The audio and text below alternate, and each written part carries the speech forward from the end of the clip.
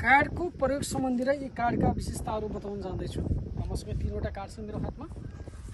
एक त यो रहेको छ विदेशमा युज हुने बस कार्ड, हामी कसरी युज गर्छौँ र यो युज कसरी हुन्छ भन्ने बारेमा तपाईँलाई बताउन चाहन्छु। हामी जोसुकै विदेशमा बस्ने दाजुभाइहरू हुनुहुन्छ, प्राय क्यासलेस ट्रान्सपोर्टेसन हुने गर्दछ। यो मसँग छ एउटा विदेशको एक बस कार्ड।